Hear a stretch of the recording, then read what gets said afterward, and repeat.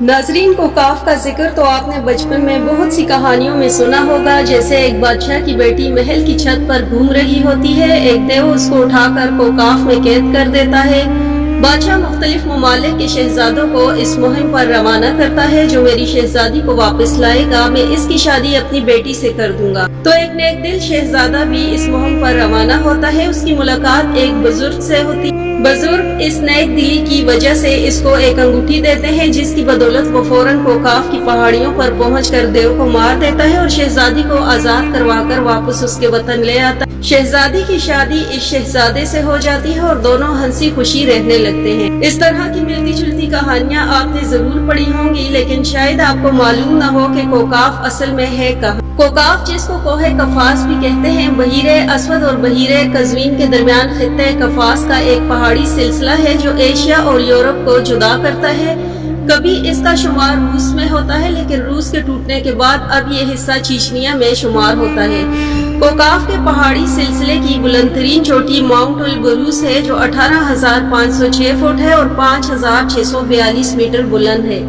ये वाज़ेह नहीं है कि कोकाफ का सिलसिला यूरोप में है या एशिया, इसलिए कि ये पहाड़ी सिलसिला काफी तवील, जो तकरीबन 1100 किलोमीटर लंबा और 160 किलोमीटर चौड़ा है। कोकाफ के शुमाली दामन में वाक़या चीचनिया की छोटी सी जमहूरी, जिसका रकबा 15,000 मुरब्बा किलोमीटर है और आबादी 10 लाख से भी कम है, सदियों से रूस से नबर्द आजमा रही है। कोकाफ का यह पूरा इलाका 16वीं सदी से सफ़ी ईरान, सल्तनत उस्मानिया और ज़ार रूस के दरमियान कशमकश और मुआरकों का मरकज रहा। लेकिन चीचनिया के अवाम ने अपनी आज़ादी की जंग का आगाज उस वक्त किया जब 18वीं सदी के आखिर में ईसाई जॉर्जिया ने मॉस्को के साथ इत्तेहाद किया और चीचनिया एक तरफ जनूब में जॉर्जिया और शुमाल में रूस के घेरे में आ गया।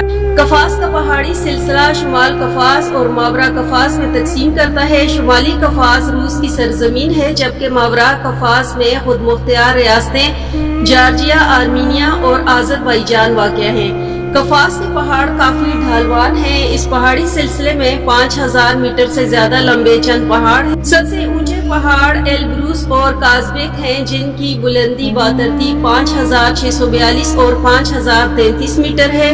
इन पहाड़ों की बर्फ की सफेद चादर में लिपटी हुई दो चोटियां हैं। दरअसल ये पहाड़ मुर्दा आतिशफिशां हैं। पहाड़ों की फुरूद शक्ल ढलवानों में गर्म गैसों का इखराज और मादनी पानी के सरचश्मे आतिशफिशानों के गुजरे वक्त में फटने की याद दिलाते हैं। इस इलाके में मादनी पानी के सरचश्मों की बहुतात। सबसे मकबूल सरचश्मों के नारजान, ब्रोजमी और यासीन तोकी हैं। इनके करीब मशहूर सेहतगाहें और तफरीही मकामात वाक़या हैं, जहाँ रूसी लोग सवीद जमाने से आराम और तफरीह करना पसंद करते हैं। शुमाली कफास के हालात मौसमी तौर पर मुतदिल हैं। ऊंचे पहाड़ गर्म जनूबी हवाओं को वहाँ नहीं आने देते, जबकि यूं ठंडी शुमाली हवाएं इस इलाके तक नहीं पहुँचती।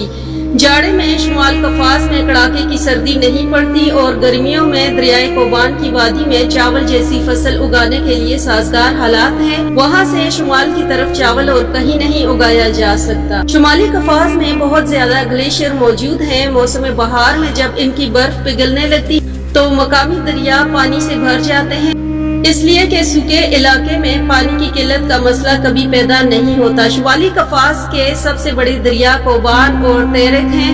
कफास सेहत बख्श हवा का एक जखीरा है और इसके मनाजर को बेहद हसीन करार दिया जाएगा तो मुबालगा नहीं होगा।